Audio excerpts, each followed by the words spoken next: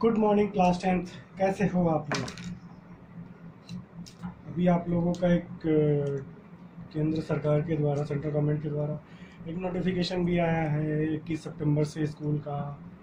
भाई उसमें एक चीज़ मान के रखना कि जब तक आपके पेरेंट्स आपको लिख के नहीं देंगे, आपको मतलब आपके पेरेंट्स से लिखवा के लाना है कि we have no problems in sending our kids to the school, not the kids, our child to the school, and that will be organized for clearing your doubts in the school। आप लोग school इसलिए आ सकते हैं कि आपको doubt clear होता है, और एक बार में सभी लोग नहीं, इन द नंबर्स। ठीक है, चलो स्टार्ट करते हैं। कल हम लोगों ने पढ़ा था फैराडे लॉज का, जो हम लोगों ने कल आपको ये दिखाया था ना, एक मुझे वो सीट नहीं मिल पा रही है यार, जो मैंने सीट में बनाया था ना, वो सीट मेरे को मिल नहीं पा रही है। सॉरी, ये जो पूरा था, ये नॉर्थ और साउथ, ये जब इनसाइड जाता था तो ये ऐसे और ऐसे था ना। तो इसका हम लोगों ने कल हम लोग चार केसेस इसके पढ़े थे। ठीक है, तो कल हम लोग कितने केस पढ़े थे? 4 केस पढ़े थे। तो इन सारे 4 केस पे हम लोग एक कंक्लूजन निकाल रहे थे। ठीक है, कंक्लूजन क्या निकाल रहे थे? यहाँ पे मैं एक डायग्राम बस बना दूंगा आपको, चलो ये तो इसी से आप समझ जाएंगे। तो हम लोग यहाँ पे कुछ कंक्लूजन निकाल रहे थे। फैराडे जो आखिर फैराडे क्या क्या बोला था अपने को, मतलब इलेक्ट्रोमैग्नेटिक इंडक्शन पे फैराडे कुछ चीज़ दिया था, कुछ कंक्लूजन दिया था, उस कंक्लूजन को देखना है। और अभी आप लोगों का तो होमवर्क भी था, अब आप लोग देखते हैं कितने लोग किए हो पूरा। चलो, इसमें कंक्लूजन क्या क्या था कि whenever the magnetic flux linking a coil changes, then EMF is induced in the coil। then EMF is induced in the coil। बोलता है मैग्नेटिक फ्लक्स, जो एक चीज बताओ, जो मैग्नेटिक फ्लक्स होगा वो तो कहीं ना कहीं ये बार मैग्नेट की वजह से होगा। इसमें से जो मैग्नेटिक फ्लक्स होंगे, ये तो यही फ्लक्स है, यही सब है ना। तो जब ये चेंज होगा, चेंज कैसे हो रहा है? ये देखो, ये जब अभी यहाँ पे है तो इतने में आया, फिर यहाँ पे तो इतने में आया, इतने में, ऐसे करके ये हर पॉइंट पे क्या हो रहा है? चेंज हो रहा है। ठीक है, and it also depends upon the coiling. ठीक है, तो यहाँ पे जैसे जैसे अगर मैग्नेटिक फ्लक्स यहाँ पे चेंज हो रहा है तो क्या हो जाएगा? तो अपन यहाँ पे क्या बोल सकते हैं? Change in magnetic flux induce EMF. Magnetic flux में जो चेंज आएगा वही हमारा ईएमएफ को इंड्यूस करेगा। फिर दूसरा पॉइंट क्या था? The magnitude of induced EMF is directly proportional to the rate of change of flux. जो मैग्नीट्यूड होगा, जो हमारा ईएमएफ का मतलब इलेक्ट्रोमोटिव मैग्नेटिक इंडक्शन जो बोलते हैं आप लोग, वो मतलब वहाँ जो इलेक्ट्रिसिटी का जो जनरेशन होगा, जो उसका स्ट्रेंथ होगा, वो किस पे डिपेंड करेगा? वो आपका डिपेंड करेगा जो फ्लक्स, जो मैग्नेटिक फ्लक्स है वो कितना तेजी से चेंज कर रहा है। अगर देखो, अगर फ्लक्स जल्दी चेंज नहीं करेगा, बहुत धीरे धीरे चेंज करेगा, तो वहाँ पे हमारा इलेक्ट्रिसिटी का भी फ्लो कम हो जाएगा। ठीक है, मतलब इलेक्ट्रिसिटी वहाँ पे स्ट्रेंथ कम होगा, क्योंकि अगर वो रैंडमली बहुत तेजी से वाइब्रेशनल मतलब फ्लक्स चेंज करेगा तो ही हमारा इलेक्ट्रिसिटी ज़्यादा जनरेट होगा। ठीक है, फिर बोलता था induced EMF depends upon the number of turns of coil. जो हमारा इंड्यूस्ड ईएमएफ होगा वो कॉइल पे भी डिपेंड करेगा, कितना कितना उसमें टर्न है। अगर सिंपली सी बात करें अपन कि अगर कोई कॉइलिंग है और उसके बीच में गैपिंग दिया हुआ है, ठीक है, जैसे एक ये कॉइलिंग है, इसके बीच में गैपिंग दिया हुआ है, एक कॉइलिंग हमारा ये है मान लो, ठीक है, इसके बीच में तो गैपिंग दिया हुआ है। बट अगर एक कॉइलिंग अगर हमारा समझो ये होता है, ठीक है, तो इसके बीच में क्या गैपिंग तो नहीं है ना, इसके बीच में गैपिंग तो नहीं है। ठीक है, गैपिंग नहीं है इसके बीच में, तो क्या हो जाएगा ये? तो यहाँ पे हमारा क्या हो जाएगा? It depends upon the number of turns. Turns ज़्यादा, अगर टर्न्स ज़्यादा होगा तो एक तो देखो, अगर टर्न्स ज़्यादा होगा तो टर्न इज मोर, तो हम लोग क्या उसमें अपना कंक्लूजन दे सकते हैं? अगर टर्न इज मोर है तो हम लोग एक कंक्लूजन तो ये दे सकते हैं कि हमारा जो कॉइल है इज लॉन्ग और जो कॉइल है इज डेंस, ये दे सकते हैं। ठीक है, तो जितना लंबा होगा तो उसके अंदर मैग्नेट क्या बोलता है, बार मैग्नेट वहां तक जाएगा, तो मैग्नेट इलेक्ट्रिक फील्ड तो ज्यादा जनरेट हो रहा है ना, इलेक्ट्रिसिटी तो ज्यादा जनरेट हो रहा है, तो वही चीज है। ठीक है, induced EMF depends upon the number of turns of the coil and it's area. ठीक है, induced EMF depends upon the number of turns of the coil and it's area. ठीक है, induced EMF depends upon the number of turns of the coil and it's area. ठीक है, अब हम लोग ऊपर वाले जितना कंक्लूजन से क्या बोल सकते हैं, from the above conclusion we can conclude that if there is relative motion between the magnet and coil, magnet और कॉइल के बीच में अगर रिलेटिव मोशन कंटिन्यूअसली है ना, अगर ये कंटिन्यूअसली है ना मैग्नेट और कॉइल का बीच का, क्या बोलते हैं आपको, रिलेटिव मोशन, तो इसका मतलब है कि उसके अंदर का जो इंड्यूस्ड ईएमएफ है वो जनरेट हो रहा है। जैसे ही रिलेटिव मोशन बंद हो गया तो इसका मतलब क्या कि रिलेटिव मोशन, अगर no relative motion then no EMF induced, अगर रिलेटिव मोशन नहीं होगा तो ईएमएफ इंड्यूस्ड भी नहीं होगा। ठीक है, अब ये बनाते हैं last, the magnitude of EMF depends upon the relative speed, the magnitude of EMF depends upon the relative speed and also upon the number of turns। जो मैग्नीट्यूड किस पे डिपेंड करेगा, रिलेटिव स्पीड पे और उस पे स्ट्रेंथ पे, ठीक है, और उसका नंबर ऑफ टर्न्स पे। तो ये दोनों पॉइंट हम लोग यहाँ से कंक्लूड कर सकते हैं कि नहीं कर सकते। तो इस चीज़ को आपको लिखने का है फेयर कॉपी में, और वो जो कल मैंने पढ़ाया था उसका पूरा बताना है। ठीक है, तो अभी तो ये तो हो गया फैराडे लॉ के बारे में। तो अभी हम लोग अब आते हैं applications of Fleming left hand rule. ठीक है, फ्लेमिंग लेफ्ट हैंड रूल में हमारा कैसे एप्लीकेशंस हो रहा है इसके बारे में अपन जानने की कोशिश करेंगे। ठीक है,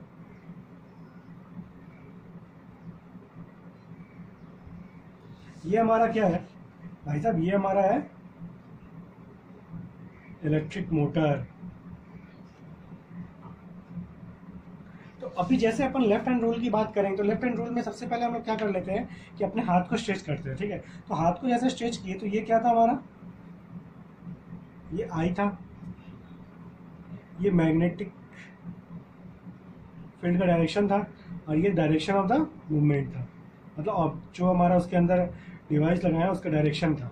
ठीक है, तो हमने क्या पढ़ा था, व्हेन, देखो हम लोग लेफ्ट हैंड रूल में, लेफ्ट हैंड और राइट हैंड रूल में देखो एक ही डिफरेंस है, ये एकदम दिमाग में डाल लो। राइट में करंट जो है ना वो इंड्यूस होता है, मतलब देन के बाद करंट आता है, लेकिन लेफ्ट में हमारा डायरेक्शन जनरेट होता है, डायरेक्शन ऑफ ऑब्जेक्ट जो होता है हमारा, जो व्हील होता है वो जनरेट होता है, ये जनरेट होता है। ठीक है, ये देन के बाद यहाँ पे होगा ये, और ये देन, ये मतलब कि यहाँ पे राइट हैंड रूल में हमारा देन के बाद मिडिल फिंगर है, और लेफ्ट हैंड रूल में देन के बाद थंब है। ठीक है, ये एकदम याद रखने का, इसको भूलना नहीं, अगर ये नहीं भूलोगे सब याद रहेगा। ये दोनों में सेम है, राइट हैंड में क्या हुआ, ये और ये पहले से है, ये जनरेट हो रहा है, सॉरी लेफ्ट हैंड में, और राइट हैंड में क्या हो जा रहा है, ये भी है ये भी है, मतलब डायरेक्शन भी है, मैग्नेटिक फील्ड भी है, ये जनरेट हो रहा है, बस इतना याद रखना है। ठीक है, तो देखो हम इलेक्ट्रिक मोटर की अगर अपन बात करते हैं तो इलेक्ट्रिक मोटर में हम लोग क्या देखते हैं, इलेक्ट्रिक मोटर में हम लोग लेफ्ट हैंड रूल पे आते हैं। तो लेफ्ट हैंड रूल क्या बोलता है, when we stretch our thumb, middle finger, sorry four finger and middle finger mutually perpendicular to each other, then the middle finger shows the direction of electric current, forefinger will shows the direction of magnetic field, then the thumb will show the direction of that coil and that object जो move कर रहा है। ठीक है, तो देखो हम लोग एक बनाते हैं इतना बड़ा सा, ये सेम टू सेम है, इसमें हमको सबसे पहले ज़रूरत क्या क्या पड़ता है, एक तो हमारा सर्किट ही है। ठीक है, हमारा क्या हो गया, सबसे पहले तो आप वो छोड़ दो, सबसे पहले हमारा ये क्या है, मैग्नेट है। तो सबसे पहले मटेरियल रिक्वायर्ड में आप क्या लिखेंगे,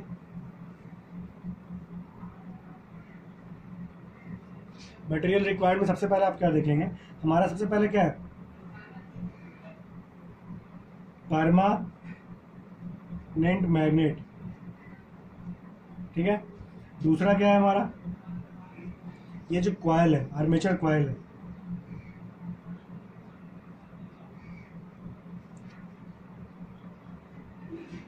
ठीक है, अभी आर्मेचर कॉइल का नाम हम लोग क्या दिए, ABCD।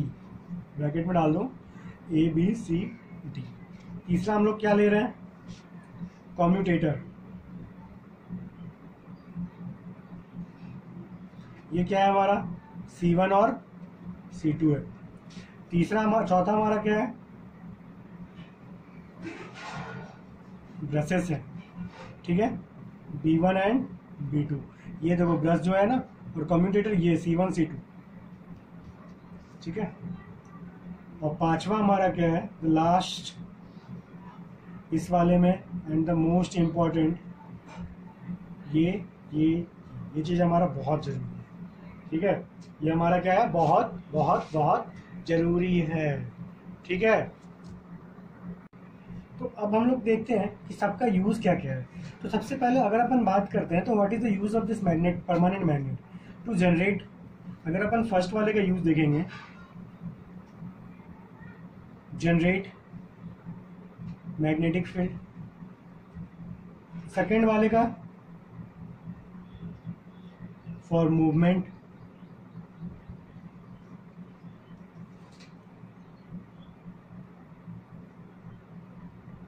according to direction of MF and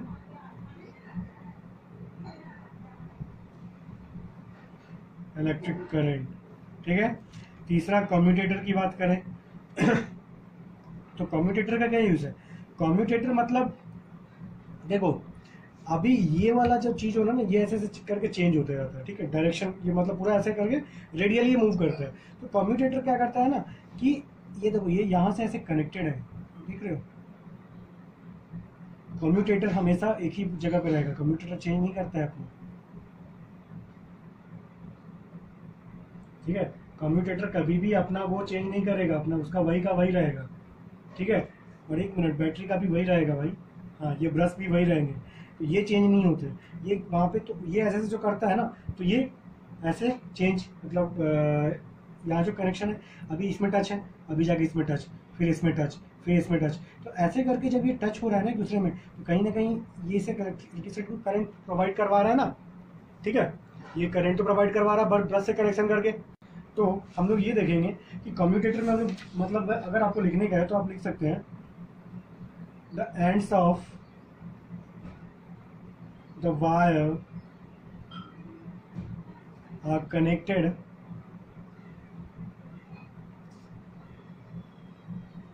to the two split rings C1 and C2 of the commutator. And the function of commutator is to change the direction of current. The function of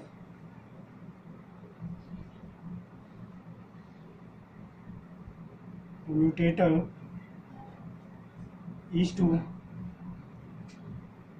change the direction of क्या, current. Direct आई लिख दिया, समझ जाना। After half rotation of coil, coil के आधे rotation के बाद जो चेंज है वो चीज है, ठीक है। इधर तक समझ में आया, यहाँ तक तो किसी कोई दिक्कत नहीं होगा, ठीक है। तो अभी देखो ये हो गया हमारा कंप्यूटर, और ब्रश है B1 B2, ये तो कनेक्शन प्रोवाइड करवा रहा है। तो अब अपन इसका वर्किंग समझने की कोशिश करेंगे, ठीक है। तो इसमें आप क्या बोल सकते हैं कि सबसे पहले तो अगर आपको बोला जाए कि principle, on which principle it is depend, तो it depends upon the principle of, it depends upon the principle of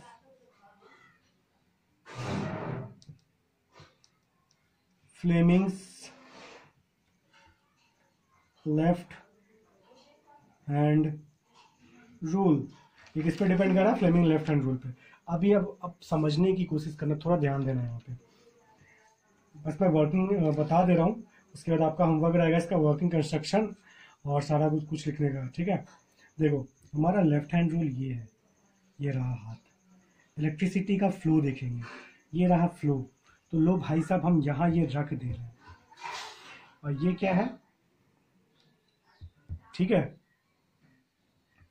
तो अभी देखो ये हमारा करंट यहाँ से गया, अभी ऊपर की ओर जा रहा है ना, ये देखो ऊपर की ओर जा रहा है ना, या मतलब ये देखने की कोशिश करना, ये देखो ऊपर की ओर जा रहा है, ठीक है।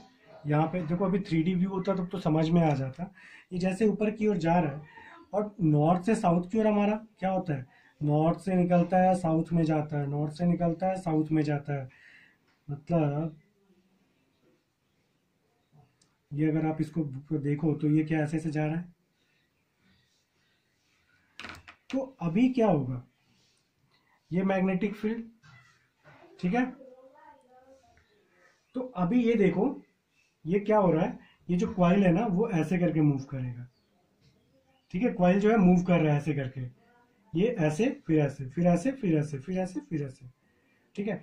जैसे ही आप इसको रख के देखना आपको खुद समझ में आ जाएगा।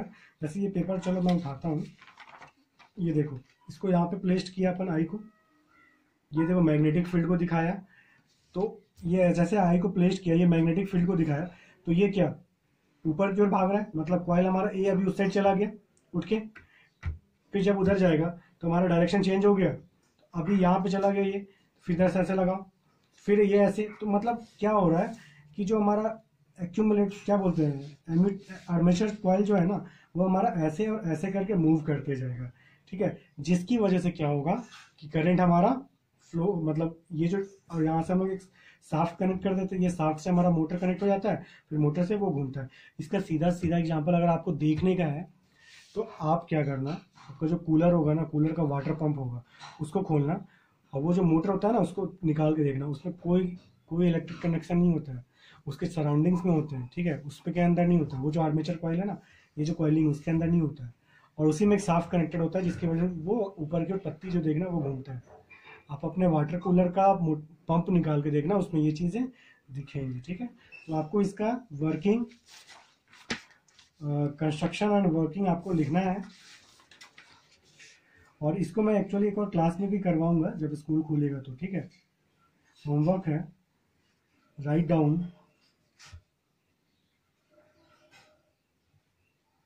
Construction, working and principle of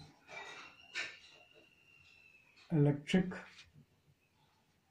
motor, ठीक है। इसका कंस्ट्रक्शन, वर्किंग और प्रिंसिपल लिखना है इलेक्ट्रिक मोटर का। चलो ठीक है, गुड बाय, टेक केयर।